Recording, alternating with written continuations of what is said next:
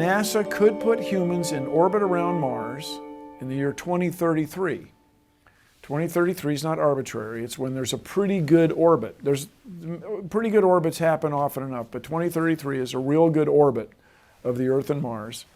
So you could get humans in orbit around Mars without raising the NASA budget beyond letting it increase with inflation, which is an increase, but not an extraordinary one.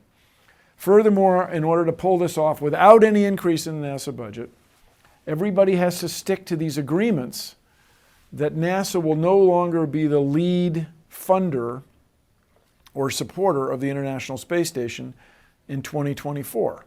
That they're going to retire the space station or let commercial entities take it over. But if you did that, really stuck to the agreements, and you let the NASA budget increase with inflation, you could have humans orbiting Mars in 2033. If the Mars 2020 rover is enabled to land in a place where there might be salty water or ancient salty water and were to discover evidence of life, perhaps we would accelerate that schedule.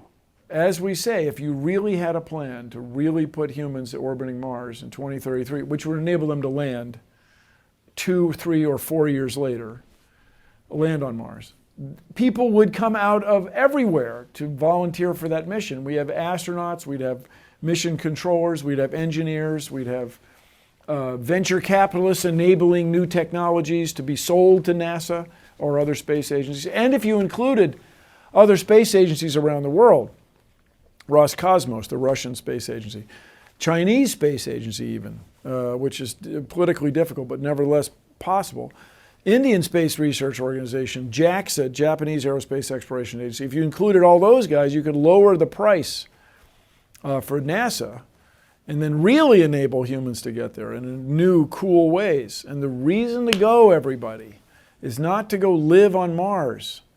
That's just beyond, you just haven't thought through how difficult that is. When there's nothing to breathe, not just nothing to drink or eat, but nothing to breathe, that makes it complicated. Okay, then, but if you were to find evidence of life, it would change the course of human history. Not overnight, but over the course of months and years, everybody would get to thinking about what it means to be a living thing in the cosmos, and it would change us.